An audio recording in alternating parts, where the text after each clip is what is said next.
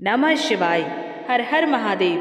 प्रिय मित्रों, आप सभी का स्वागत है आपके अपने चैनल शिव राम कथाएं में। सूर्य नारायण भगवान की पावन, पवित्र और अद्भुत कथा। प्रिय मित्रों, आज रविवार का पावन दिन है, जो स्वयं तेज, ऊर्जा और जीवन के आधार भगवान सूर्य देव को समर्पित है। इस दिन जो मनुष्य श्रद्धा और विश्वास के साथ सूर्य नारायण का स्मरण करता है, उसके जीवन में फैला अंधकार स्वयं प्रकाश में बदलने लगता है। आज की ये पावन कथा कोई साधारण कथा नहीं है, बल्कि ये वो दिव्य रहस्य है जिसे सुनने मात्र से मनुष्य के जीवन के दुख, रोग, दरिद्रता और मानसिक पीड़ा धीरे धीरे स्वयं दूर होने लगती है। सूर्य भगवान केवल आकाश में चमकने वाला ग्रह नहीं है, बल्कि वे हमारे कर्म, हमारे आत्मबल और हमारे भाग्य के साक्षी हैं। जब जीवन में रास्ते बंद हो जाते हैं, आत्मविश्वास टूटने लगता है और हर दिशा में केवल निराशा दिखाई देती है, तब सूर्य भगवान की कृपा ही मनुष्य को फिर से उठने की शक्ति देती है। आज आप जो कथा सुनने जा रहे हैं, वो आपके मन को शांति देगी, आपकी आत्मा को बल देगी और आपको ये समझाएगी कि दुख क्यों आते हैं और उनसे मुक्ति का मार्ग क्या है। इसीलिए प्रिय मित्रों, आप सभी से विनम्र निवेदन है कि इस कथा को पूरे मन, श्रद्धा और विश्वास के साथ अंत तक अवश्य सुनिएगा। आप सभी से तहे दिल से निवेदन है कि अगर आप सभी को ऐसी ही धार्मिक और ज्ञानवर्धक कहानियाँ सुनना अच्छा लगता है, तो उसके लिए हमारे चैनल शिव राम कथाएं को अभी के अभी सब्सक्राइब जरूर कर लें, ताकि ऐसी ही पावन कथाएं और दिव्य संदेश आप तक निरंतर पहुँचते रहे। तो चलिए प्रिय मित्रों, अब बिना विलंब किए आज की इस पावन कथा का शुभारंभ करते हैं। जय सूर्य नारायण भगवान, जय सूर्य देव। हरिहरपुर नाम का एक छोटा और शांत गांव था, जहां राम बहादुर नाम का एक लोहार रहता था। राम बहादुर स्वभाव से बहुत ही सीधा, सरल और मेहनती इंसान था। उसके जीवन का बस एक ही नियम था, सुबह उठकर सूर्य देव को जल चढ़ाना और फिर दिन भर अपनी छोटी सी दुकान में लोहे को आकार देने के लिए पसीना बहाना। उसके पास धन दौलत तो नहीं थी, लेकिन उसके मन में संतोष का खजाना था। राम बहादुर की पत्नी का नाम प्रेमलता था। प्रेमलता जैसा उसका नाम था, वैसा ही उसका स्वभाव भी था। वो हर परिस्थिति में अपने पति के साथ चट्टान की तरह खड़ी रहती थी। गरीबी होने के बावजूद उन दोनों के चेहरे पर कभी शिकन नहीं आती थी, क्योंकि उनका विश्वास था कि ऊपर वाला जो भी करता है, अच्छे के लिए ही करता है। राम बहादुर और प्रेमलता की 3 संतानें थीं। रामू, धीरज और राकेश तीनों ही अब बड़े हो चुके थे। राम बहादुर ने अपनी पूरी जवानी इन तीनों को पालने और बड़ा करने में खपा दी थी। वो चाहता था कि उसके बच्चे लोहे की भट्टी की तपिश से दूर रहे और कोई अच्छा काम करे। सबसे बड़ा बेटा रामू बहुत समझदार और आज्ञाकारी था। वो अक्सर अपने पिता के काम में हाथ बटाने की कोशिश करता था, लेकिन राम बहादुर उसे मना कर देता और कहता कि तुम अपनी पढ़ाई पे ध्यान दो। दूसरा बेटा धीरज भी शांत स्वभाव का था और घर के कामों में अपनी माँ की मदद किया करता था। लेकिन सबसे छोटा बेटा राकेश इन दोनों से बिल्कुल अलग था। राकेश बचपन से ही जिद्दी स्वभाव का था और जवानी की दहलीज पर कदम रखते ही वो गलत संगत में पड़ गया था। गांव के कुछ बिगड़े हुए लड़कों के साथ उठना बैठना उसे रास आने लगा था। धीरे धीरे उसे शराब की बुरी लत लग गई थी। राम बहादुर जब भी राकेश को नशे की हालत में देखता, उसका दिल बैठ जाता था। वो अक्सर प्रेमलता से कहता कि हमने तो तीनों को एक जैसे संस्कार दिए थे, फिर राकेश ऐसा क्यों निकल गया। प्रेमलता उसे समझाती कि समय के साथ सब ठीक हो जाएगा, आप सूर्य भगवान पे भरोसा रखिए। लेकिन पिता का मन तो पिता का मन होता है। राकेश की ये हालत राम बहादुर को अंदर ही अंदर खाए जा रही थी। घर की आर्थिक स्थिति वैसे भी बहुत अच्छी नहीं थी। लोहार का काम अब पहले जैसा नहीं चलता था। मशीनों का जमाना आ गया था और हाथ से बने औजारों की मांग कम हो गई थी। कई कई दिन ऐसे बीत जाते थे जब राम बहादुर की दुकान पे कोई ग्राहक नहीं आता था। कभी कभी तो घर में चूल्हा जलना भी मुश्किल हो जाता था। लेकिन राम बहादुर ने कभी हिम्मत नहीं हारी। वो हर रविवार को विशेष रूप से सूर्य भगवान का व्रत रखता था। उसका मानना था कि सूर्य देव ही इस जगत के प्रत्यक्ष देवता है और वही उसके अंधकार में जीवन में उजाला लाएंगे। एक रविवार की बात है, राम बहादुर सुबह सुबह नदी किनारे सूर्य देव को अर्घ्य देने गया। नदी का पानी ठंडा था और सुबह की हवा में हल्की ठंडक भी थी। राम बहादुर ने कमर तक पानी में उतरकर लोटा उठाया और मंत्र उच्चारण करते हुए सूर्य देव को जल अर्पित करने लगा। जल चढ़ाते समय उसकी आंखों से आंसू छलक पड़े। उसने हाथ जोड़ के प्रार्थना की कि हे भास्कर, हे दिनकर, मेरे परिवार पे दया करो। मुझे धन नहीं चाहिए, मुझे महल भी नहीं चाहिए, बस मेरे बेटे राकेश को सतमार्ग पर ला दो और मेरे घर की गरीबी इतनी दूर कर दो कि हम इज्जत की रोटी खा सके। वो काफ़ी देर तक वही खड़ा प्रार्थना करता रहा। उसे क्या पता था कि आज उसकी पुकार सुनी जाने वाली है, लेकिन वो पुकार एक ऐसी परीक्षा के रूप में आएगी जिसकी उसने कल्पना भी नहीं की थी। उसी दिन दोपहर के समय जब राम बहादुर अपनी दुकान पे बैठा ग्राहकों का इंतजार कर रहा था, तभी वहाँ एक रथ आके रुका। हरिहरपुर गांव में रथ आना बहुत बड़ी बात थी। रथ से एक भारी भरकम शरीर वाला व्यक्ति नीचे उतरा। उसने कीमती कपड़े पहन रखे थे और गले में सोने की मोटी चेन थी। ये कोई और नहीं बल्कि पास के कस्बे का एक बहुत बड़ा और चालाक सेठ मणिकचंद था। मणिकचंद अपनी कंजूसी और चालाकी के लिए पूरे इलाके में मशहूर था। वो कभी किसी का भला नहीं करता था जब तक कि उसमें उसका अपना मोटा फायदा ना हो। मणिकचंद को अपनी दुकान के सामने देखकर राम बहादुर सकपका गया। उसने तुरंत खड़े होकर सेठ जी को प्रणाम किया। मणिकचंद ने अपनी धूर्त आंखों से राम बहादुर की टूटी फूटी दुकान का जायजा लिया और फिर एक कुटिल मुस्कान के साथ बोला, राम बहादुर, मैंने सुना है तुम इस इलाके के सबसे ईमानदार और मेहनती लोहार हो।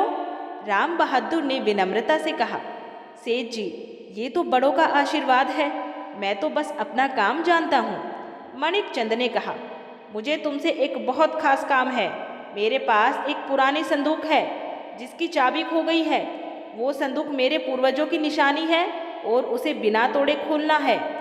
मैंने शहर के बड़े बड़े कारीगरों को दिखाया, लेकिन कोई उसे खोल नहीं पाया। लोगों ने कहा कि शायद राम बहादुर ही ये काम कर सकता है। राम बहादुर ने सोचा कि अगर वो सेठ का काम कर देगा तो शायद उसे अच्छे पैसे मिल जाएंगे, जिससे घर का राशन आ जाएगा। उसने हामी भर दी और कहा, जी सेठ जी, आप संदूक भिजवा दीजिए, मैं पूरी कोशिश करूँगा। मणिकचंद ने कहा, संदूक यहाँ नहीं लाया जा सकता है, तुम्हें मेरे साथ मेरी हवेली चलना होगा। और हाँ, अगर तुमने वो संदूक खोल दिया तो मैं तुम्हें मुँह मांगा इनाम दूंगा। इनाम की बात सुनकर राम बहादुर की आंखों में चमक आ गई। उसे लगा कि शायद सूर्य भगवान ने उसकी सुबह की प्रार्थना सुन ली है। उसने अपनी पत्नी प्रेमलता को खबर भिजवाई और सेठ मणिकचंद के साथ उसके रथ पे बैठकर हवेली की ओर चल पड़ा। लेकिन राम बहादुर ये नहीं जानता था कि वो संदूक महज एक संदूक नहीं था, बल्कि मुसीबतों का पिटारा था। मणिकचंद उसे किसी काम के लिए नहीं, बल्कि एक गहरी साजिश का मोहरा बनाने के लिए ले जा रहा था। रास्ते भर मणिकचंद ने उसे अपनी मीठी मीठी बातों में फंसाए रखा, लेकिन उसकी आंखों में छिपी क्रूरता को सीधा साधा राम बहादुर देख नहीं पाया। जब वे हवेली पहुंचे तो वहां का नज़ारा देख के राम बहादुर दंग रह गया। इतनी बड़ी हवेली उसने आज तक नहीं देखी थी। नौकर चाकर इधर उधर दौड़ रहे थे। मणिकचंद उसे सीधा एक अंधेरे कमरे में ले गया, जहां एक कोने में एक पुराना और बेहद भारी लोहे का संदूक रखा था। उस संदूक पर अजीब तरह की नक्काशियां बनी हुई थी, जो देखने में डरावनी लग रही थी। सेठ ने संदूक की ओर इशारा करते हुए कहा, यही है वो संदूक, इसे आज रात तक खोलना है, लेकिन याद रहे इस पर खरोच भी नहीं आनी चाहिए। राम बहादुर ने अपने औजार निकाले और संदूक के ताले को जांचने लगा। ताला बहुत ही जटिल था। उसने अपनी जिंदगी में हजारों ताले बनाए और तोड़े थे, लेकिन ऐसा ताला उसने कभी नहीं देखा था। जैसे ही उसने ताले को छूने की कोशिश की, उसे एक अजीब सी सिहरन महसूस हुई, मानो वो संदूक उसे चेतावनी दे रहा हो। उसने मन ही मन सूर्य भगवान का स्मरण किया और काम शुरू किया। घंटों बीत गए, पसीना बह रहा था, लेकिन ताला टस से मस नहीं हुआ। शाम ढलने लगी थी। राम बहादुर को अब घर जाने की चिंता सताने लगी थी। उसने सेठ से कहा, सेठ जी, ये ताला बहुत पुराना और जटिल है, इसे खोलने में वक्त लगेगा। क्या मैं इसे अपनी दुकान पर ले जाकर तसल्ली से खोल सकता हूँ? माणिकचंद का चेहरा गुस्से से लाल हो गया। उसने चिल्ला के कहा, नहीं, ये संदूक इस कमरे से बाहर नहीं जाएगी। तुम्हें यहीं रहकर इसे खोलना होगा, चाहे पूरी रात क्यों न लग जाए। राम बहादुर को सेठ का ये रूप देख के डर लगा। वो समझ गया कि वो फंस चुका है। उसने दोबारा काम शुरू किया। रात गहराने लगी थी और हवेली में सन्नाटा पसर गया था। तभी अचानक ताले के अंदर से एक क्लिक की आवाज आई। राम बहादुर का दिल जोर से धड़का। क्या ताला खुल गया था? उसने कांपते हाथों से संदूक का ढक्कन उठाया। जैसे ही ढक्कन खुला, अंदर से जो रोशनी निकली उसने राम बहादुर की आंखें चौंधिया दी। संदूक के अंदर सोने चांदी या हीरे जवाहरात नहीं थे, बल्कि उसमें एक चमकती हुई सुनहरी किताब और एक राजदंड रखा था। राम बहादुर को कुछ समझ नहीं आया, ये सब क्या है। तभी उसे अपने पीछे किसी के कदमों की आहट सुनाई दी। उसने पलटकर देखा तो माणिकचंद अपने कुछ हट्टे कट्टे पहरेदारों के साथ खड़ा था और उसके हाथ में एक तलवार थी। माणिकचंद जोर से हंसा और बोला, शाबाश राम बहादुर, तूने वो कर दिखाया जो कोई नहीं कर सकता। लेकिन अफसोस, अब तू जिंदा यहाँ से वापस नहीं जाएगा। राम बहादुर घबरा गया। उसने हाथ जोड़ के कहा, सेठ जी, ये आप क्या कह रहे हैं? मैंने तो आपका काम किया है, मुझे मेरा इनाम दीजिए और जाने दीजिए। माणिकचंद ने क्रूरता से कहा, इनाम? तेरा इनाम है मौत, क्योंकि जो इस संदूक का राज जान लेता है वो जिंदा नहीं बचता। असल में ये संदूक चोरी का था और ये राजदंड इस राज्य के राजा का है, जिसे मैंने बरसों पहले गायब करवा दिया था। अब मैं खुद राजा बनूंगा और इस राज का गवाह कोई नहीं बचेगा। राम बहादुर को अब समझ आया कि वो किस भयंकर जाल में फंस चुका है। वो अपनी जान बचाने के लिए इधर उधर देखने लगा, लेकिन चारों तरफ पहरेदार थे। उसे अपनी पत्नी प्रेमलता और बच्चों का चेहरा याद आने लगा। क्या सूर्यदेव की भक्ति का यही फल था? तभी माणिकचंद ने तलवार उठाई और राम बहादुर की ओर बढ़ा। राम बहादुर ने आंखें बंद कर ली और पूरी श्रद्धा से सूर्य भगवान को पुकारा। उसी क्षण एक चमत्कार हुआ। कमरे की खिड़की से, जहां अब तक घना अंधेरा था, एक तेज रोशनी की किरण सीधे उस खुली हुई संदूक की सुनहरी किताब पे पड़ी। वो रोशनी इतनी तेज थी कि माणिकचंद और उसके पहरेदार अपनी आंखों को हाथों से ढकने पे मजबूर हो गए। रोशनी के उस पुंज में से एक आवाज गूंजी, रुको। ये आवाज इतनी गंभीर और प्रभावशाली थी कि सबके रोंगटे खड़े हो गए। माणिकचंद वहीं ठिठक गया। किताब के पन्ने हवा के झोंकों से नहीं, बल्कि उस अलौकिक रोशनी से पलट रहे थे। माणिकचंद और उसके पहरेदार अपनी आंखों को मलते हुए पीछे हट गए। उस रोशनी की चमक इतनी तीव्र थी कि कुछ पलों के लिए उन्हें कुछ दिखाई नहीं दे रहा था। राम बहादुर समझ गया कि ये वही मौका है जब वो अपनी जान बचा सकता है। ये साक्षात सूर्य नारायण भगवान की कृपा थी, जिन्होंने उसे बचने का एक अवसर दिया था। बिना एक पल गवाए राम बहादुर ने अपनी पूरी ताकत बटोरी और खुले दरवाजे की तरफ भागा। उसकी उम्र ढल चुकी थी, लेकिन मौत का डर इंसान के पैरों में बिजली भर देता है। वो गलियारों से होता हुआ सीढ़ियां उतरकर हवेली के मुख्य द्वार की ओर दौड़ा। पीछे से माणिकचंद की दहाड़ सुनाई दी, पकड़ो उसे, वो भागने ना पाए। अगर वो बच गया तो हम सब मारे जाएंगे। पहरेदारों की आंखों की रोशनी धीरे धीरे वापस आ रही थी और वे नंगी तलवारें लेकर लोहार के पीछे लपके। लेकिन राम बहादुर तब तक हवेली की ऊंची दीवारों को पार करके बाहर निकल चुका था। बाहर घना अंधेरा था और जंगल का रास्ता पथरीला था, लेकिन राम बहादुर रुका नहीं। झाड़ियों के कांटे उसके पैरों में चुभ रहे थे, कपड़े फट रहे थे और सांस फूल रही थी। उसे बस एक ही धुन सवार थी कि किसी तरह अपने घर, अपनी पत्नी और बच्चों तक पहुंचना है। वो जानता था कि माणिकचंद अब चुप नहीं बैठेगा। वो एक घायल सांप की तरह है जो डसने के लिए जरूर आएगा। भागते भागते राम बहादुर हरिहरपुर गांव की सीमा पे पहुंचा। पूरा गांव गहरी नींद में सोया हुआ था। कुत्तों के भौंकने की आवाजें आ रही थी। वो लड़खड़ाते कदमों से अपने घर के दरवाजे पे पहुंचा और जोर जोर से दरवाजा खटखटाने लगा। अंदर से प्रेमलता की घबराई हुई आवाज आई, कौन है? राम बहादुर ने हाफते हुए कहा, प्रेमलता जल्दी दरवाजा खोलो, मैं हूँ। दरवाजा खुला और राम बहादुर धड़ाम से आंगन में गिर पड़ा। उसकी हालत देखकर प्रेमलता और दोनों बेटे रामू और धीरज घबरा गए। तीसरा बेटा राकेश अभी भी अपनी खाट पर नशे में धुत पड़ा सो रहा था। उसे घर के हंगामे की कोई खबर नहीं थी। प्रेमलता ने राम बहादुर को पानी पिलाया और पूछा, जी ये सब क्या है? आप तो सेठ के यहाँ काम करने गए थे, ये हालत कैसे हुई? राम बहादुर ने कांपते हुए पूरी बात बताई। उसने बताया कि कैसे सेठ मणिकचंद ने उसे धोखे से बुलाया। वो संदूक चोरी का था और उसमें राजा का राजदंड था। उसने ये भी बताया कि सेठ अब राजा बनने की साजिश रच रहा है और वो उसे मारने वाला था। ये सुनते ही रामू और धीरज के चेहरे का रंग उड़ गया।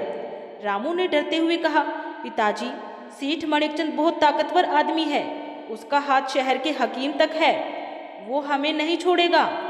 हमें रातों रात गांव छोड़ के भाग जाना चाहिए। लेकिन राम बहादुर ने सिर हिलाया। उसने कहा, बेटा हम भाग कर कहाँ जाएंगे?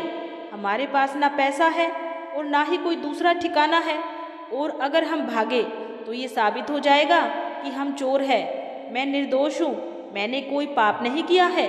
सूर्य नारायण भगवान मेरी रक्षा जरूर करेंगे। अभी वे लोग बात कर ही रहे थे कि सुबह की पहली किरण फूटने लगी और उसी के साथ गांव के मुख्य रास्ते पर घोड़ों की टापें सुनाई देने लगी। वो आवाज़ सीधी उनके घर की तरफ आ रही थी।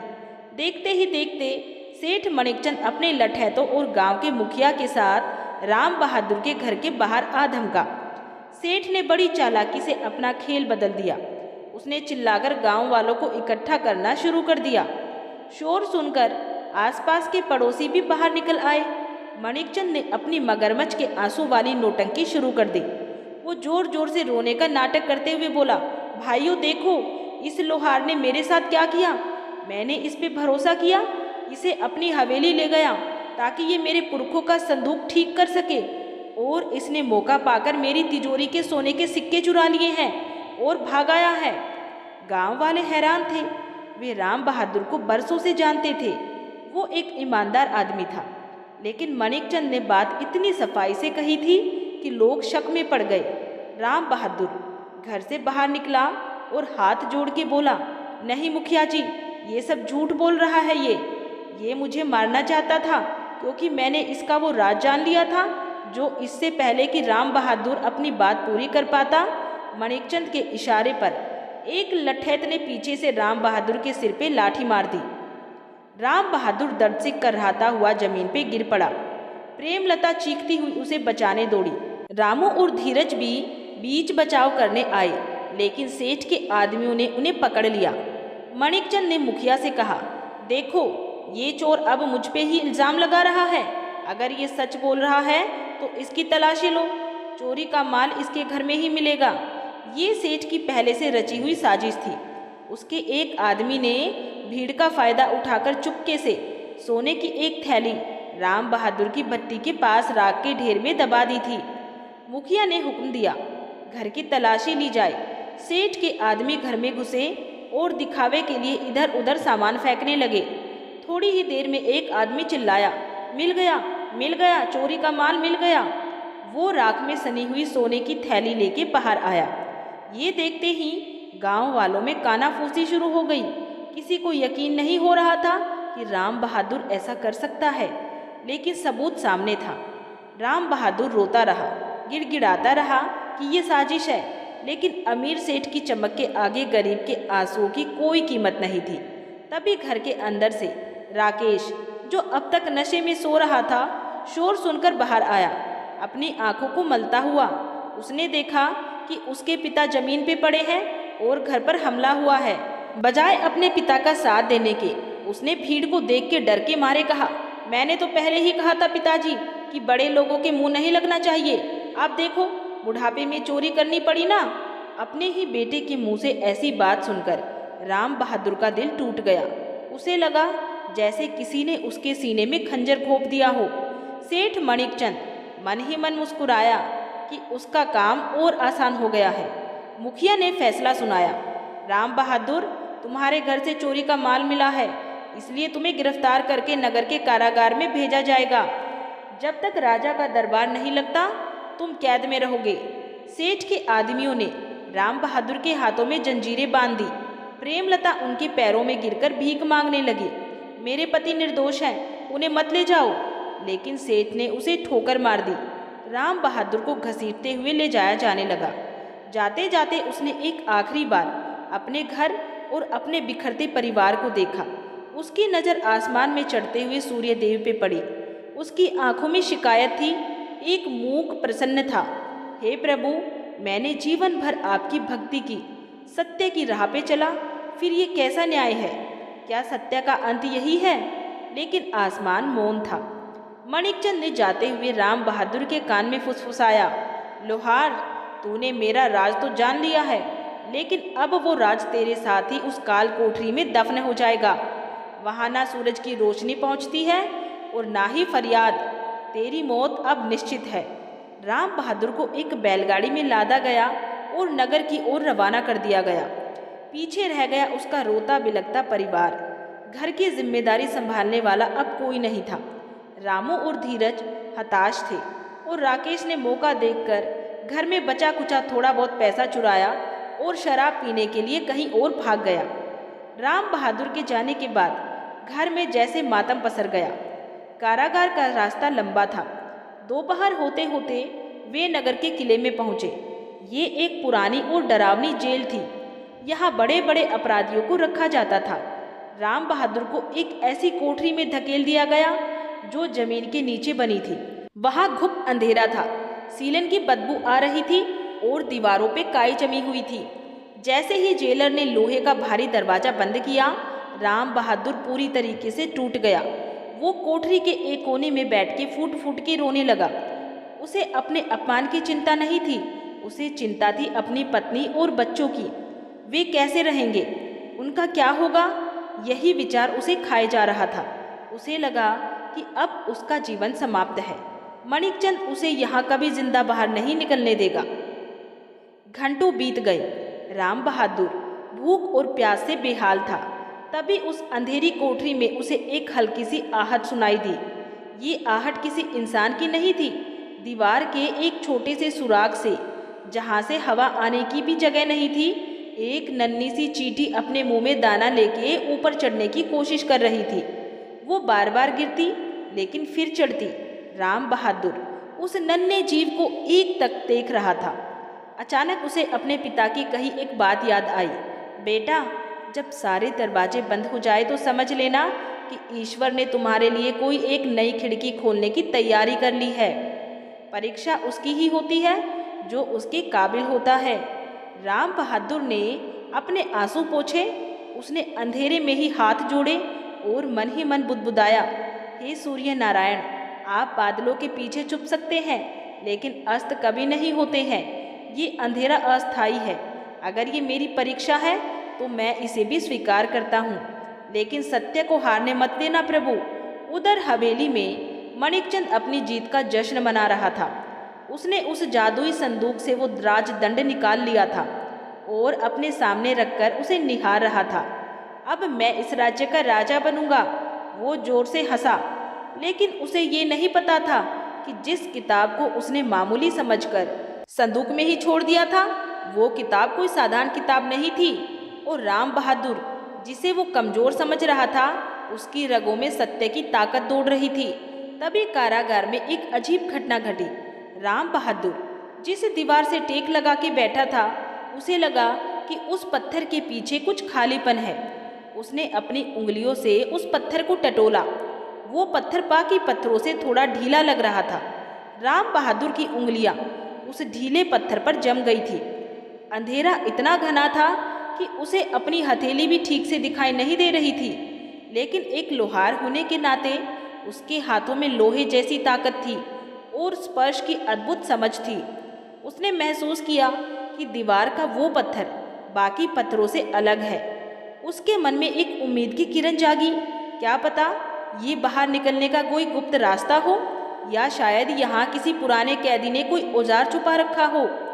उसने अपनी सांसें रोकी और पूरी ताकत लगाकर उस पत्थर को अपनी ओर खींचने की कोशिश की। पत्थर सदियों पुराना लग रहा था और सीलन की वजह से अपनी जगह छोड़ चुका था। थोड़ी ही मशक्कत के बाद पत्थर अपनी जगह से हिल गया। राम बहादुर ने एक झटका दिया और वो भारी पत्थर उसके हाथों में आ गया। उसने उसे धीरे से जमीन पर रखा ताकि शोर ना हो, और पत्थर हटते ही वहाँ एक छोटा सा छेद बन गया था जो दीवार के दूसरी तरफ खुलता था। वहाँ से एक अजीब सी धीमी धीमी कराहने की आवाज़ आ रही थी। राम बहादुर ने अपना कान उस छेद के पास लगाया। पानी, थोड़ा पानी। ये आवाज़ किसी बहुत ही बुजुर्ग और कमज़ोर इंसान की थी। राम बहादुर चौंक गया। उसे लगा था कि वो इस काल कोठरी में अकेला है, लेकिन दीवार के उस पार भी कोई था। राम बहादुर खुद प्यासा था। उसे कैद हुए कई घंटे हो चुके थे और उसके गले में कांटे चुभ रहे थे।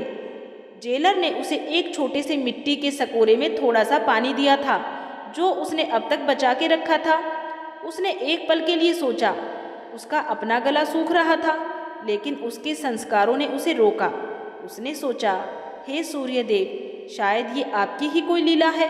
मेरे पास जो थोड़ा सा जल है वो किसी मरते हुए को जीवन दे सकता है।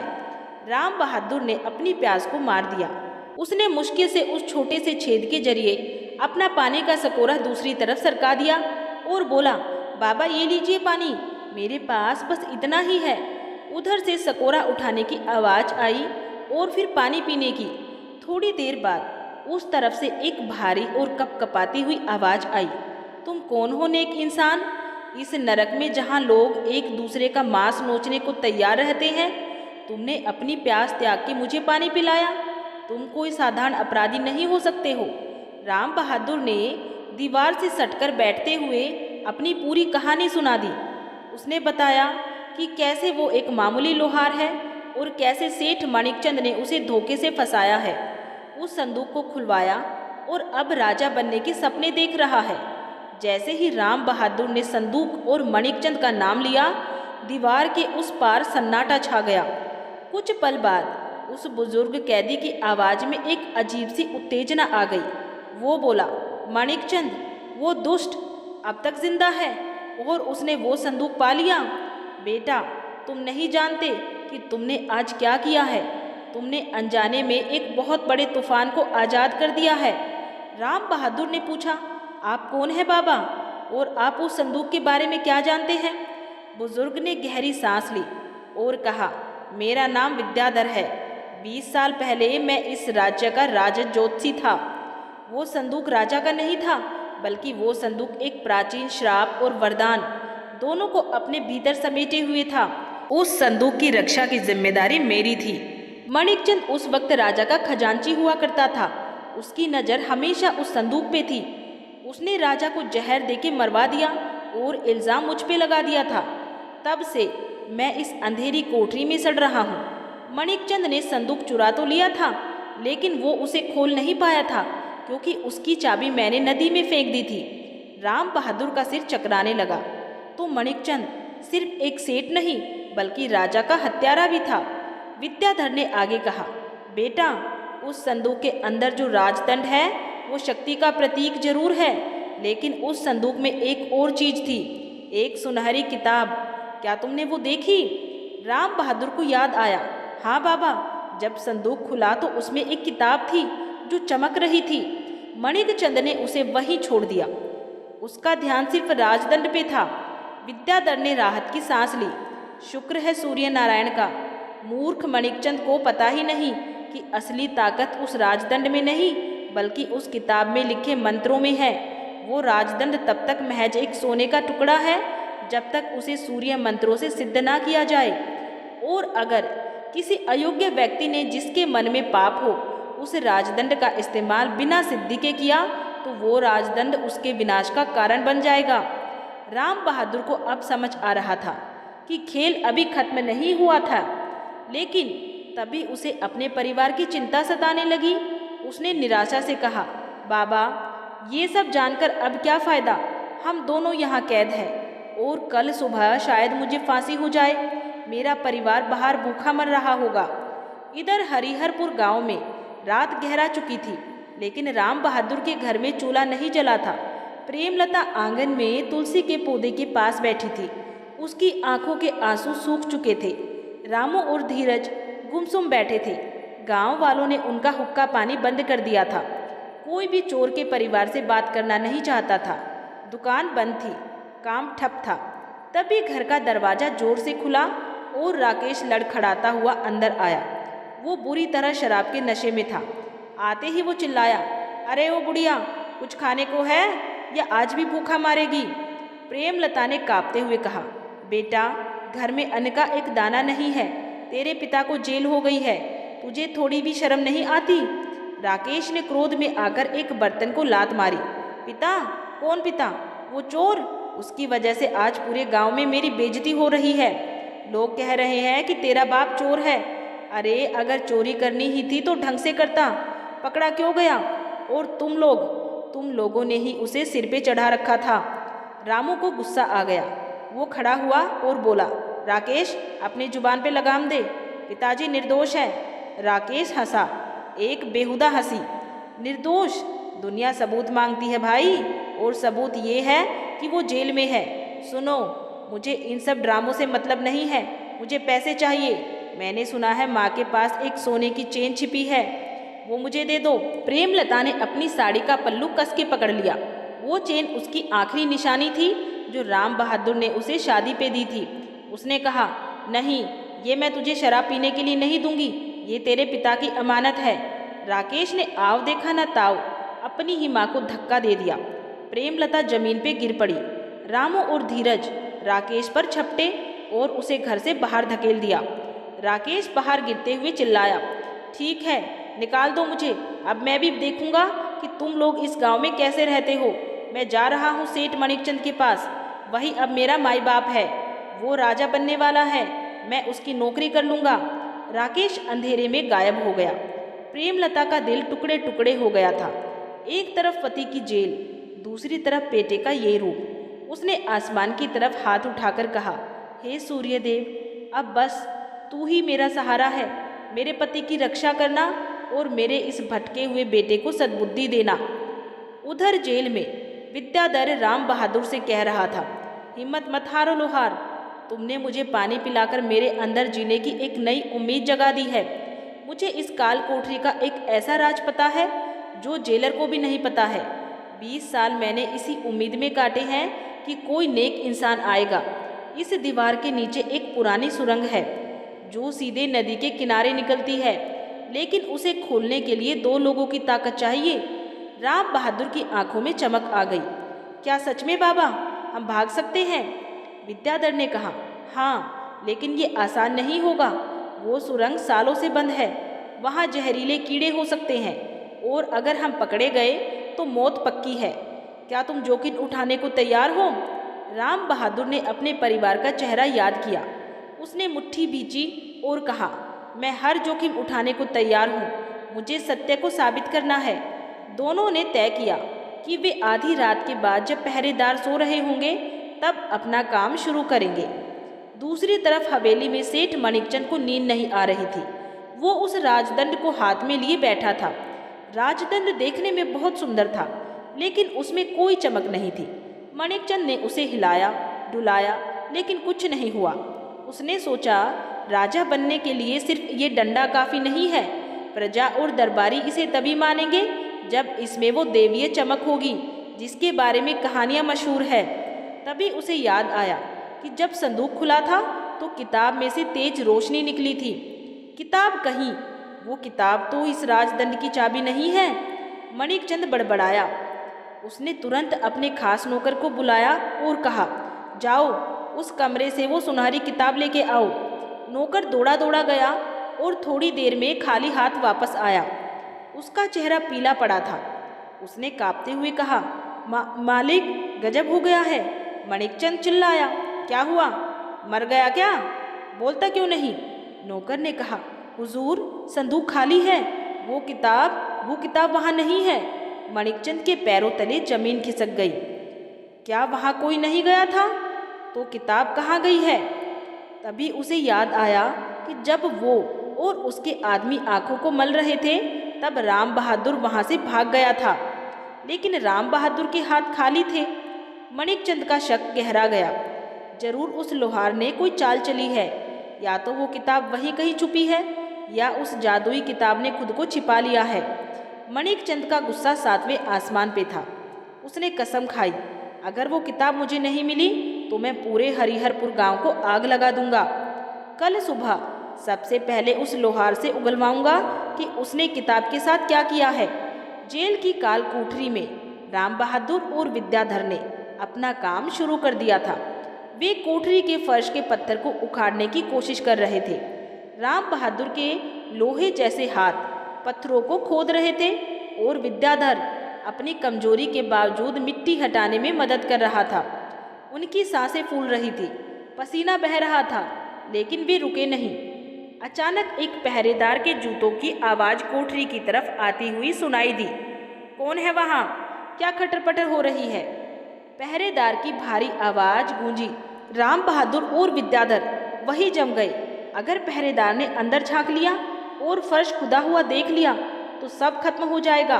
पहरेदार कदमों की आवाज कोठरी के बिल्कुल दरवाजे पर आकर रुक गई। चाबी के गुच्छे की खनखनाहट हुई। पहरेदार की चाबियों की खनखनाहट अब बिल्कुल दरवाजे पे थी। राम बहादुर और विद्याधर की सांसें गले में अटक गई थी। फर्श का पत्थर अपनी जगह से हटा हुआ था और खुदी हुई मिट्टी साफ साफ दिखाई दे रही थी। अगर पहरेदार अंदर आया तो उनकी मौत निश्चित थी। तभी बुजुर्ग विद्याधर ने बिजली की तेजी दिखाई। उसने अपना पुराना मैला कुचैला कंबल उस खुदी हुई जगह पे फेंक दिया और खुद उसके ऊपर गिर पड़ा। जैसे ही ताला खुला और दरवाजा चू चू करता हुआ अंदर की तरफ मुड़ा, विद्याधर ने जोर जोर से चिल्लाना और हाथ पैर पटकना शुरू कर दिया। मर गया, पेट में दर्द, बचाओ, कोई है? पहरेदार मशाल लेके अंदर आया। उसने देखा कि एक बूढ़ा कैदी जमीन पे लोटा हुआ है और दूसरा राम बहादुर घबराया हुआ पास खड़ा है। कोठरी में इतनी भयंकर बदबू थी कि पहरेदार ने अपनी नाक पे कपड़ा रख लिया। उसने गुस्से में लात से जमीन ठोकी और चिल्लाया, ए बूढ़े, चुप हो जा। क्यों रात में शोर मचा रखा है? मरने का है तो चुपचाप मर। हमारी नींद क्यों खराब कर रखी है? राम बहादुर ने हाथ जोड़ के डर का नाटक करते हुए कहा, हुजूर, बाबा की तबीयत बहुत खराब है, शायद अब नहीं बचेंगे ये। बस थोड़ा पानी मिल जाता। पहरेदार को अंदर की गंदगी और बीमारी से घिन आ रही थी। वो अंदर कदम नहीं रखना चाहता था। उसने बाहर से ही थूकते हुए कहा, मरने दे साले को, सुबह सफाई करवा देंगे। और उसने धड़ाम से दरवाजा बंद कर दिया। ताला लगाने की आवाज आई और फिर भारी कदमों की आवाज दूर जाने लगी। कोठरी में फिर से अंधेरा और सन्नाटा छा गया। राम बहादुर और विद्याधर ने राहत की गहरी सांस ली। विद्याधर कंबल हटाकर सीधा बैठा और बोला, लोहार, समय बहुत कम है। वो पहरेदार भले ही चला गया हो, लेकिन सुबह की गिनती में हम पकड़े जाएंगे। हमें अभी निकलना होगा। राम बहादुर ने जल्दी जल्दी बाकी की मिट्टी हटाई। नीचे एक संकरा और गहरा छेद दिखाई दिया। उसमें से ठंडी और सीलन भरी हवा आ रही थी। राम बहादुर ने पहले विद्याधर को नीचे उतरने में मदद की और फिर खुद उतरा। सुरंग बहुत ही तंग थी। उन्हें पेट के बल रेंग कर चलना पड़ रहा था। कीड़े मकोड़े उनके चेहरों पे रेंग रहे थे। पत्थर घुटनों की छील रहे थे, लेकिन आज़ादी की उम्मीद उन्हें आगे बढ़ा रही थी। ये सुरंग सदियों पुरानी थी। शायद किसी राजा ने आपातकाल के लिए बनवाई थी और फिर भुला दी गई थी। जगह जगह मिट्टी धंस चुकी थी, जिससे रास्ता और मुश्किल हो गया था। विद्याधर की सांस फूल रही थी। वो बार बार रुक जाते। राम बहादुर उनका हौसला बढ़ाता, बस थोड़ा और बाबा, बस थोड़ा और। सूर्यदेव हमारे साथ है। करीब 2 घंटे की मशक्कत के बाद उन्हें सामने हल्की रोशनी दिखाई दी। सुरंग का अंत आ गया था, लेकिन रास्ता बंद था। वहाँ झाड़ियों और पत्थरों का एक ढेर लगा हुआ था। राम बहादुर ने अपनी पूरी ताकत लगाकर पत्थरों को धक्का दिया। थोड़ी देर की कोशिश के बाद रास्ता खुल गया। वे दोनों बाहर लुढ़क पड़े। ठंडी हवा के झोंके ने उनका स्वागत किया। वे नदी के किनारे किले की पीछे की दीवार के पास निकले थे। पूर्व दिशा में आसमान हल्का लाल होने लगा था। सूर्य उदय होने वाला था। राम बहादुर ने आसमान की ओर देखा और सूर्यदेव को नमन किया। धन्यवाद प्रभु, आपने हमें उस नरक से निकाल दिया। विद्याधर ने कांपते हुए कहा, राम बहादुर, अभी खतरा टला नहीं है। जैसे ही जेल में पता चलेगा, वे कुत्तों को लेकर हमारे पीछे आएंगे। हमें नदी पार करके घने जंगल की ओर जाना होगा। जहाँ सूर्य शिखर पहाड़ी है, वही एकमात्र सुरक्षित जगह है। दोनों ने नदी के ठंडे पानी से अपना चेहरा धोया और जंगल की तरफ बढ़ गए। उधर हवेली में सुबह का नज़ारा कुछ और ही था। सेठ मणिकचंद गुस्से से पागल हो रहा था। उसे खबर मिल चुकी थी कि जेल से 2 कैदी गायब है। एक वो पागल बूढ़ा ज्योतिषी और दूसरा लोहार राम बहादुर। मणिकचंद समझ गया कि ये संयोग नहीं है। जरूर उस बूढ़े विद्याधर ने लोहार की मदद की है। वो बूढ़ा उस संदूक और किताब के सारे राज जानता है। मणिकचंद ने अपनी तलवार निकालते हुए दहाड़ लगाई। तभी हवेली के आंगन में शोर हुआ। पहरेदार राकेश को घसीटते हुए अंदर लाए। राकेश नशे में तो नहीं था, लेकिन रात भर की भटकन और भूख से बेहाल था। मणिकचंद ने उसे देखकर एक कुटिल चाल चली। उसने पहरेदारों को इशारे से रोका और राकेश के पास गया। बड़े प्यार से उसके कंधे पर हाथ रखते हुए उसने कहा, अरे ये तो राम बहादुर का बेटा है, इसे क्यों तंग कर रहे हो? छोड़ो इसे। राकेश हैरान था। उसने सोचा था कि सेठ उसे भी मरवा देगा। उसने डरते हुए कहा, सेठ जी, मेरा अपने पिता से कोई लेना देना नहीं है, मैं तो बस काम मांगने आया था। मणिकचंद ने झूठी हमदर्दी दिखाते हुए कहा, बेटा राकेश, मुझे तुम पे तरस आता है। तुम्हारा पिता बहुत चालाक निकला। वो जेल से भाग गया, और पता है वो क्यों भागा है? क्योंकि उसने मेरी हवेली से वो जादुई किताब चुरा ली थी, जिससे वो रातों रात दुनिया का सबसे अमीर आदमी बन सकता है। वो सारा खजाना लेके अकेले भाग गया है, तुम्हें और तुम्हारी माँ को गरीबी में सड़ने के लिए छोड़ के। राकेश की आंखों में लालच और नफरत की चमक आ गई। क्या उसके पास खजाना है? और उसने हमें बताया तक नहीं। मणिकचंद ने आग में घी डालते हुए कहा, हाँ, वो चाहता है कि तुम लोग भिखारी बने रहो और वो राजा की तरह जिंदगी जिए। लेकिन मैं तुम्हें इंसाफ दिलाऊंगा। अगर तुम मेरे साथ मिलके अपने पिता को ढूंढने में मदद करो, तो उस खजाने का आधा हिस्सा मैं तुम्हें दे दूंगा। फिर तुम राजा की तरह ऐश करना, जितनी चाहे शराब पीना। मूर्ख और लालची राकेश सेठ की बातों में आ गया। उसे अपने पिता पर जरा भी भरोसा नहीं था। उसे लगा कि पिता ने सच में खजाना छुपाया है।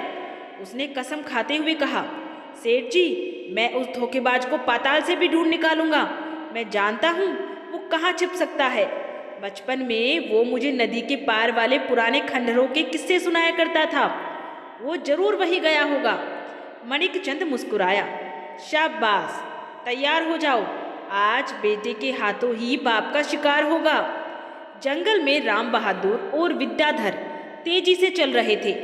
वे मुख्य रास्तों से बचकर कांटों भरे रास्तों से गुजर रहे थे। चलते चलते राम बहादुर ने पूछा, बाबा, एक बात समझ नहीं आई। मणिकचंद कह रहा था कि किताब गायब है, लेकिन मेरे पास तो कुछ नहीं है। फिर वो किताब गई कहाँ? विद्याधर एक पेड़ के नीचे सुस्ताने के लिए रुका। उसने रहस्यमयी मुस्कान के साथ कहा, राम बहादुर, वो सूर्य सिद्धांत की दिव्य पुस्तक है। वो कोई साधारण कागज की किताब नहीं है जिसे कोई भी ऐरा गैरा उठा ले। वो किताब अपनी रक्षा खुद करती है। जब मणिकचंद ने संदूक खोला तो किताब ने देखा कि उसे छूने वाला हाथ पापी है। और फिर उसने देखा कि कमरे में एक भक्त खड़ा है जो संकट में भी ईश्वर को पुकार रहा है। राम बहादुर ने हैरानी से पूछा, तो क्या वो किताब? विद्याधर ने राम बहादुर के कंधे पे टंगे फटे पुराने कपड़े के झोले की ओर इशारा किया। जरा अपना झोला तो टटोलो। राम बहादुर ने झोला खोला। उसमें कुछ सूखे चने और एक पुराना गमछा रखा था, लेकिन जैसे ही उसने गमछा हटाया, उसकी आंखें फटी की फटी रह गई। गमछे के नीचे वही सुनहरी किताब रखी थी। वो अब चमक नहीं रही थी, बल्कि एक साधारण पुरानी पोथी जैसी लग रही थी, ताकि किसी की नज़र ना पड़े। ये यहाँ कहाँ से आई? मैंने तो इसे छुआ तक नहीं। राम बहादुर हक्का बक्का रह गया। विद्याधर ने कहा, ये अदृश्य गमन विद्या है। जब तुम भागे थे, ये किताब सूक्ष्म रूप धरकर तुम्हारे साथ होली थी। इसे पता है कि इसका सही संरक्षक कौन है। अब ये जिम्मेदारी तुम्हारी है। मणिकचंद के पास राजदंड है जो कि शरीर है, लेकिन तुम्हारे पास किताब है जो कि आत्मा है। बिना आत्मा के शरीर मुर्दा है, इसीलिए मणिकचंद पागल हुआ जा रहा है। उसे पता है कि इस किताब के बिना वो कभी असली राजा नहीं बन पाएगा। राम बहादुर को लगा जैसे उसके कंधों पर पहाड़ जितना बोझ आ गया हो। लेकिन बाबा, मैं तो एक अनपढ़ लोहार हूँ, मैं इस किताब का क्या करूँगा? विद्याधर ने गंभीर होकर कहा, तुम्हें इसे पढ़ना नहीं है, तुम्हें इसे सूर्य शिखर मंदिर तक पहुँचाना है। वहाँ एक पवित्र अग्नि जलती है जो सदियों से नहीं बुझी है। अगर हम इस किताब को और उस राजदंड को उस अग्नि के सामने रख दें तो सत्य और असत्य का फैसला सूर्यदेव खुद करेंगे। लेकिन अगर मणिकचंद ने पहले तुम्हें पकड़ लिया और किताब छीन ली तो अनर्थ हो जाएगा। तभी दूर जंगल में घोड़ों की टापे और कुत्तों के भौंकने की आवाज गूंजी। राम बहादुर ने घबरा के पीछे देखा। वे आ गए। विद्याधर ने कान लगा के सुना, हाँ, और वे बहुत तेजी से आ रहे हैं। उनके पास घोड़े हैं और हम पैदल हैं। हमें अपनी चाल बदलनी होगी। उधर राकेश सबसे आगे वाले घोड़े पे बैठा था। उसे जंगल के शॉर्टकट पता थे। उसने मणिकचंद से कहा, सेठ जी, सीधा रास्ता लंबा है, हम पगडंडी से जाएंगे तो उन्हें पहाड़ी के नीचे ही घेर लेंगे। मणिकचंद खुश हुआ, बहुत बढ़िया राकेश, आज तेरा कर्ज उतर जाएगा। राम बहादुर और विद्याधर भागते भागते एक नाले के पास पहुंचे। नाला उफान पे था। उसे पार करने का कोई पुल नहीं था, सिर्फ एक पुराना टूटा हुआ पेड़ नाले के आर पार गिरा हुआ था। विद्याधर ने कहा, राम बहादुर, मैं बूढ़ा हूँ, मैं शायद इसे पार ना कर पाऊँ, तुम जाओ, किताब लेके भाग जाओ।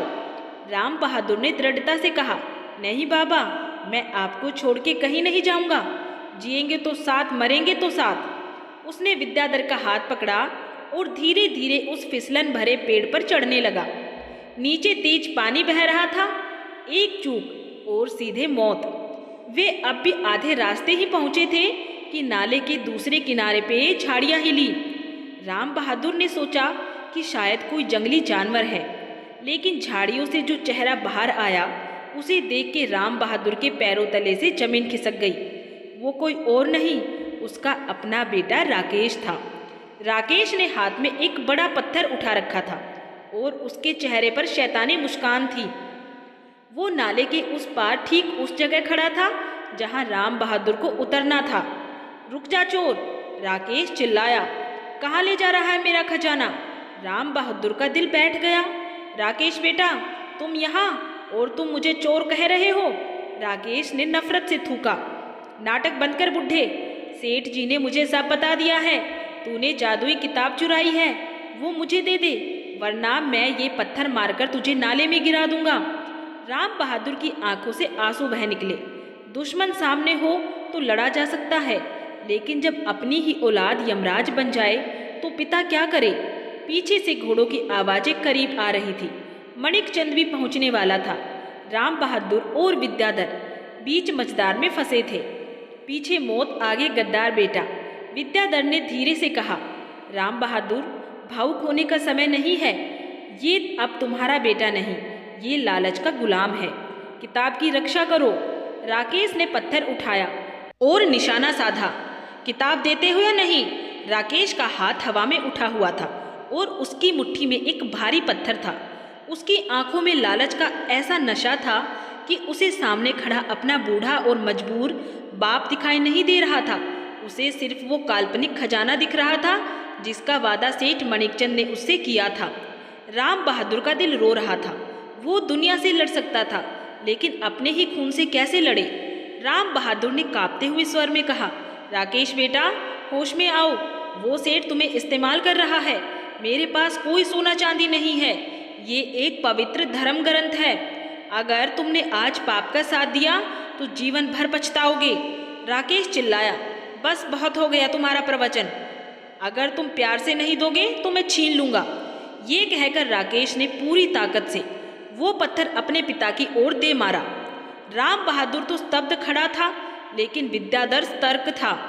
जैसे ही पत्थर हवा में आया, विद्याधर ने राम बहादुर को धक्का देके थोड़ा झुका दिया। पत्थर राम बहादुर के कान के पास से सनसनाता हुआ निकला और सीधे उस पुराने पेड़ के तने पे जा लगा जिस पर वे खड़े थे। सूखी लकड़ी जोर से चटकी और उनका संतुलन बिगड़ गया। दोनों उस फिसलन भरे तने पर लड़खड़ाते लगे। ठीक उसी वक्त नाले के दूसरे किनारे पे, जहाँ से राम बहादुर और विद्याधर ने चढ़ना शुरू किया था, वहाँ मणिकचंद अपने लठैतों के साथ पहुँच गया। मणिकचंद ने देखा कि शिकार जाल में फंसा हुआ है। आगे उसका बेटा रास्ता रोके खड़ा है और बीच में वो दोनों फंसे हैं। मणिकचंद जोर से हंसा। वाह, क्या नज़ारा है! अब तुम कहाँ जाओगे लोहार? उसने अपने पास खड़े एक तीरंदाज से कहा। निशाना साधो, लोहार के पैरों पर तीर मारो ताकि वो भाग ना सके, लेकिन ध्यान रहे वो झोला पानी में नहीं गिरना चाहिए। तीरंदाज ने कमान पर तीर चढ़ाया। स्थिति बेहद भयानक थी। एक तरफ से बेटा पत्थर बरसाने को तैयार था, दूसरी तरफ से मौत का तीर कमान पे था और नीचे मौत बनकर बहता हुआ उफनता नाला। विद्याधर ने राम बहादुर का हाथ कस के पकड़ा और उसके कान में चिल्लाया, राम बहादुर, अब सोचने का वक्त नहीं है। अगर हम यहाँ रुके तो मारे जाएंगे और किताब उनके हाथ लग जाएगी। हमारे पास एक ही रास्ता है, नीचे। राम बहादुर ने नीचे देखा। पानी का बहाव बहुत तेज था और उसमें नुकीले पत्थर थे, लेकिन उसके पास कोई विकल्प नहीं था। उधर तीरंदाज ने तीर छोड़ दिया था। जय सूर्यदेव! राम बहादुर ने आंखें बंद की और विद्याधर के साथ उफनते नाले में छलांग लगा दी। मणिकचंद और राकेश दोनों एक साथ चिल्लाए, नहीं! तीर खाली गया और पेड़ के तने में जा धंसा। राम बहादुर और विद्याधर पानी में गिरते ही गायब हो गए। पानी का बहाव इतना तेज था कि वो एक पल में ही बहकर दूर निकल गए। राकेश किनारे पर खड़ा हक्का बक्का रह गया। उसने अपने पिता को डूबते हुए देखा। एक पल के लिए उसके अंदर का इंसान जागा। उसे लगा कि उसने अपने हाथों से अपने पिता को मार डाला है। उसका हाथ, जिससे उसने पत्थर फेंका था, कांपने लगा। मणिकचंद गुस्से से लाल होकर नाले के किनारे आया। उसने राकेश को वहां खड़ा देखा। मणिकचंद ने आओ देखा ना ताओ नाले के उस पार से ही चिल्लाया, अरे ओ मूर्ख, तू सिर्फ खड़ा होकर तमाशा देखता रहा? कूद पानी में, पकड़ उन्हें। अगर वो किताब बह गई तो मैं तेरी खाल उधड़वा दूंगा। राकेश को जैसे झटका लगा। अभी कुछ देर पहले जो सेठ उसे बेटा कह रहा था, अब उसे गालियां दे रहा था। राकेश ने डरते हुए कहा, लेकिन सेठ जी, पानी बहुत गहरा है, मैं तैरना नहीं जानता हूँ। मणिकचंद ने अपने आदमियों से कहा, चलो घोड़े दौड़ाओ नदी के किनारे किनारे। वे ज़्यादा दूर नहीं गए होंगे, कहीं ना कहीं तो किनारे लगेंगे। और इस बेवकूफ़ लड़के को भी साथ ले लो, शायद आगे काम आए। उधर पानी के अंदर राम बहादुर का संघर्ष जारी था। ठंडा पानी उसके शरीर को सुन्ने किए दे रहा था। वो गोते खा रहा था, सांस लेने के लिए तड़प रहा था, लेकिन उसका एक हाथ अपने झोले पर कसकर जमा हुआ था। उसे अपनी जान से ज़्यादा उस अमानत की चिंता थी। विद्याधर, जो शरीर से कमज़ोर थे, पानी के थपेड़ों से बेहोश हो चुके थे। राम बहादुर ने किसी तरह विद्याधर का कुर्ता पकड़ा और उन्हें खींचने की कोशिश करने लगे। पानी उन्हें घसीटता हुआ जंगल की ओर गहरे हिस्से में ले गया। कई बार वे पत्थरों से टकराए, शरीर छिल गया, खून रिसने लगा। राम बहादुर की ताकत जवाब दे रही थी। उसे लगा कि अब सब खत्म हो जाएगा। उसकी आंखों के सामने अंधेरा छाने लगा। उसने मन ही मन प्रार्थना की, हे भास्कर, क्या सत्य की हार ऐसे ही होगी? तभी एक चमत्कार हुआ। बहते बहते वे एक ऐसे मोड़ पे पहुँचे जहाँ नदी का बहाव थोड़ा धीमा था और पानी के बीच में एक बड़ा सा पेड़ गिरा हुआ था, जिसकी जड़ें बाहर निकली हुई थी। राम बहादुर का हाथ उस जड़ से टकराया। उसने अपनी बची खुची ताकत लगाकर उस जड़ को पकड़ लिया। सांसें फूल रही थी, फेफड़े जल रहे थे। उसने पहले विद्याधर को धक्का देकर कीचड़ वाले किनारे पे चढ़ाया और फिर खुद रेंगते हुए बाहर निकला। वे दोनों सुरक्षित थे, लेकिन बुरी तरीके से घायल और थके हुए थे। वे मुख्य रास्ते से काफ़ी दूर घने जंगल के बीचों बीच आ चुके थे। यहाँ सूरज की रोशनी भी पेड़ों के पत्तों को चीरकर मुश्किल से पहुँच रही थी। राम बहादुर ने सबसे पहले अपना झोला चेक किया। ऊपर का कपड़ा गीला था, लेकिन जब उसने अंदर हाथ डाला तो वो हैरान रह गया। वो सुनहरी किताब बिल्कुल सूखी थी, उस पर पानी की एक बूंद भी नहीं थी। ये देखकर राम बहादुर की आंखों से आंसू आ गए। तेरी लीला अपरंपार है हे प्रभु, उसने बुदबुदाया। विद्याधर को होश नहीं आया था। राम बहादुर ने उनके पेट को दबाकर पानी निकाला। काफी देर बाद विद्याधर ने खांसते हुए आंखें खोली। हम जिंदा हैं? विद्याधर ने कमजोर आवाज में पूछा। हाँ बाबा, सूर्य देव ने हमें बचा लिया है, राम बहादुर ने कहा। विद्याधर ने चारों ओर देखा।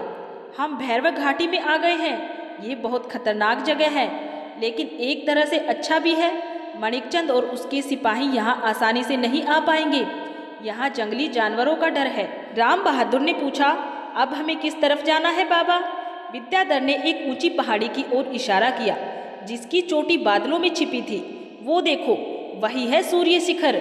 हमें वहां पहुंचना है। लेकिन राम बहादुर, अब रास्ता चढ़ाई का है और हमारे शरीर में ताकत नहीं बची है। और सबसे बड़ी बात, हमें भूख लगी है।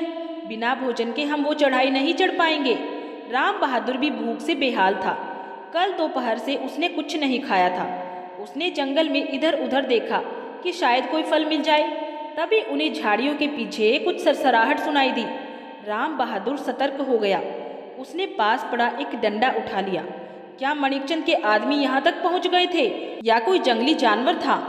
झाड़ियाँ हिली और वहाँ से एक छोटी सी लड़की बाहर निकली। उसकी उम्र मुश्किल से 8-9 साल थी। उसने फटे पुराने आदिवासी कपड़े पहने थे और उसके हाथ में एक टोकरी थी। वो इन दोनों अजनबियों को देख के डर गई और पीछे हटने लगी। राम बहादुर ने डंडा नीचे फेंक दिया और प्यार से कहा, डरो मत बेटी, हम कोई बुरे लोग नहीं हैं, हम बस रास्ता भटक गए हैं। लड़की रुकी। उसने राम बहादुर की आंखों में देखा, जिनमें एक पिता का वात्सल्य था। उसका डर थोड़ा कम हुआ। विद्याधर ने कहा, बेटी, क्या तुम्हारे पास थोड़ा पानी है? और क्या हमें यहाँ आसपास कुछ खाने को मिल सकता है? लड़की ने अपनी टोकरी की ओर इशारा किया। उसमें कुछ जंगली बेर और कंदमूल थे। वो धीरे धीरे आगे बढ़ी और टोकरी राम बहादुर के आगे रख दी। राम बहादुर ने कृतज्ञता से हाथ जोड़े। लड़की ने तोतली जुबान में कहा, बाबा, कहते हैं भूखे को खाना खिलाना सबसे बड़ा पुण्य है। आप लोग घायल हो, मेरे साथ चलो। मेरा घर पास ही एक गुफा में है। मेरे बाबा वैद्य हैं, वे आपकी चोट ठीक कर देंगे। राम बहादुर और विद्याधर ने एक दूसरे को देखा। एक तरफ मणिकचंद की मौत की फौज और दूसरी तरफ ये अनजान मदद। उन्होंने उस नन्ही बच्ची पे भरोसा करने का फैसला किया। वे लड़की के पीछे पीछे चल दिए। थोड़ी दूर जाने पर उन्हें एक पहाड़ी के नीचे बनी गुफा दिखाई दी। गुफा के बाहर एक धूनी जल रही थी और एक जटाधारी साधु जैसा व्यक्ति बैठा जड़ी बूटियां पीस रहा था। लड़की ने दौड़कर उस व्यक्ति को बताया, बाबा, 2 मेहमान आए हैं। वो व्यक्ति पलटा। उसका चेहरा तेजमयी था। उसने राम बहादुर और विद्याधर को ध्यान से देखा। उसकी नज़र राम बहादुर के झोले पर टिक गई। उसने गंभीर आवाज में पूछा, मैं जानता था तुम लोग आओगे। आज सुबह ही सूर्य अर्घ्य देते समय मुझे आभास हुआ था कि 2 यात्री संकट में हैं और वे अपने साथ कुछ ऐसा ला रहे हैं जो इस युग का भाग्य बदल देगा। राम बहादुर चौंक गया। क्या ये वैद्य भी उस किताब के बारे में जानता है? कहीं ये भी मणिकचंद का कोई जासूस तो नहीं है? राम बहादुर ने झोले को कसकर पकड़ लिया। वैद्य मुस्कुराया, डरो मत लोहार, मैं उस किताब को नहीं छीनूंगा। लेकिन याद रखना, जिस सत्य को तुम सीने से लगाए घूम रहे हो, उसकी परीक्षा अभी शुरू हुई है। मणिकचंद तो बस एक छोटी सी बाधा है।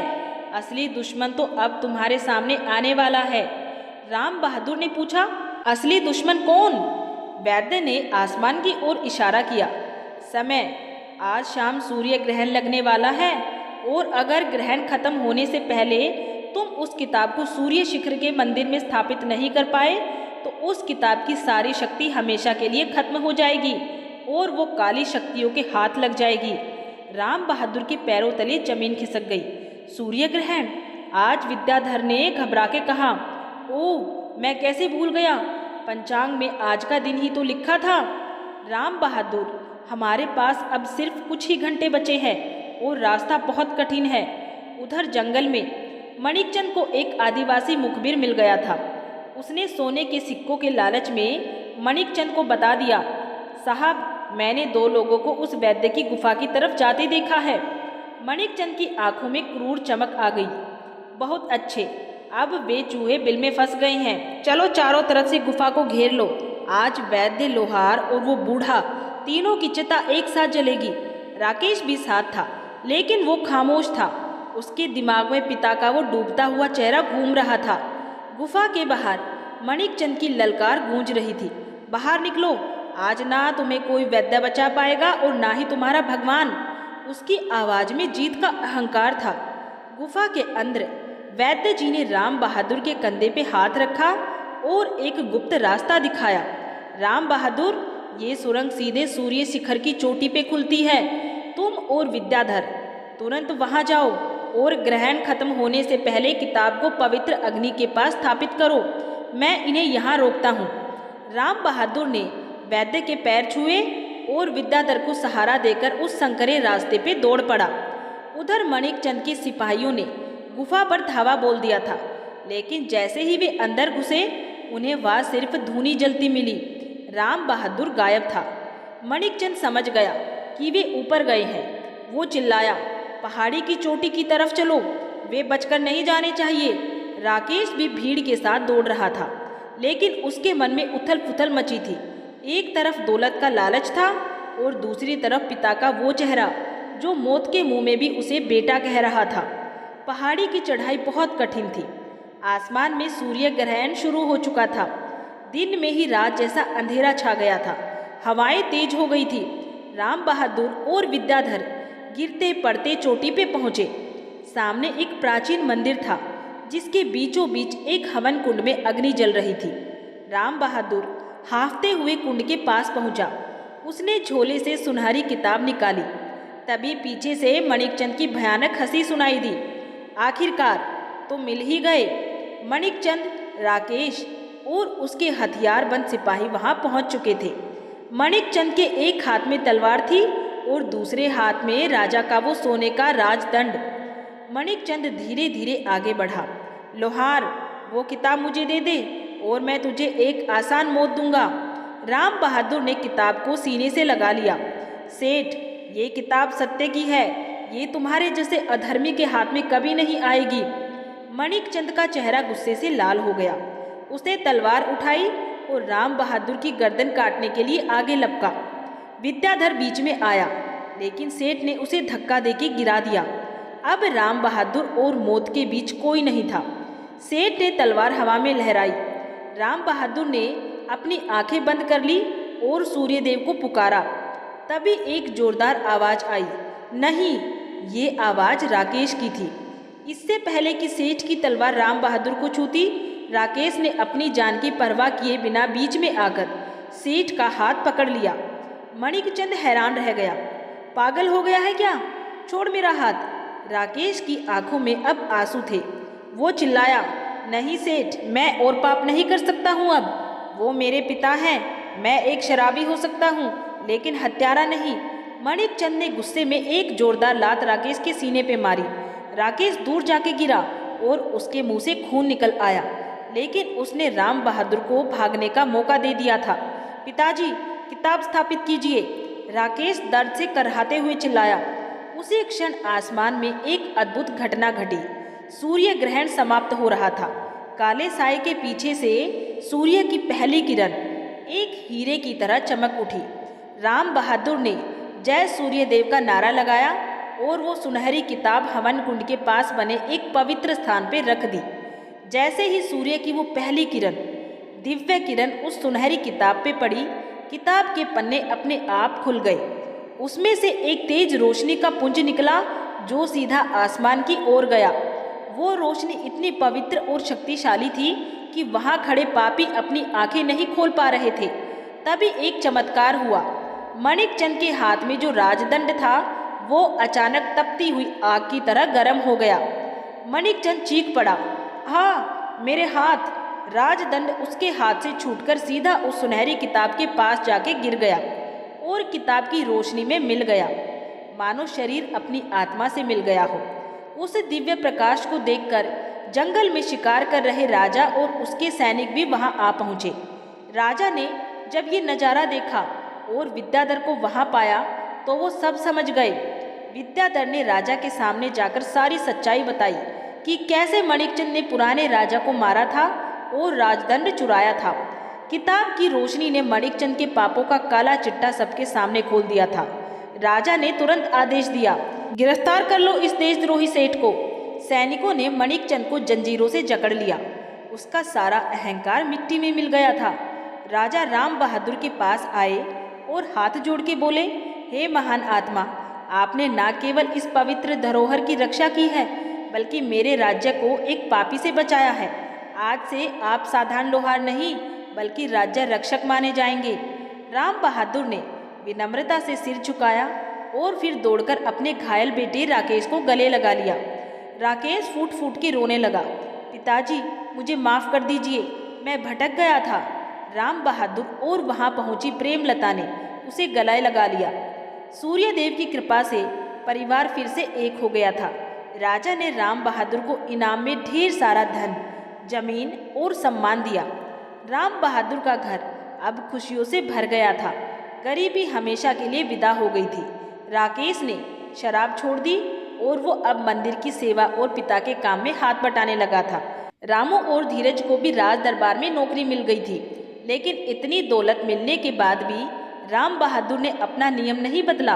वो हर रविवार को सूर्यदेव का व्रत रखता और लोगों को यही सिखाता, जीवन में चाहे कितना भी अंधेरा हो, चाहे कितनी भी मुसीबतें हो, अगर तुम्हारा मन सच्चा है और ईश्वर पे अटूट विश्वास है तो सूर्य की एक किरण एक ना एक दिन तुम्हारे जीवन में जरूर आएगी। सत्य परेशान हो सकता है, लेकिन पराजित नहीं। तो प्रिय मित्रों, उम्मीद है कि आप सभी को सूर्य नारायण भगवान की रविवार की ये कथा पसंद आई होगी। अगर इस कथा ने आपके हृदय के एक कोने को थोड़ा सा भी छुआ हो तो इस सूर्य नारायण भगवान की कथा को, इस वीडियो को लाइक जरूर करें और कमेंट बॉक्स में जय सूर्यदेव जरूर लिख दें। और ऐसी ही धार्मिक कथाएं सुनने के लिए हमारे चैनल शिव राम कथाएं को अभी की अभी सब्सक्राइब कर लें, ताकि अपने सनातन धर्म से जुड़ी धार्मिक कथाएं आपको समय से मिलती रहें।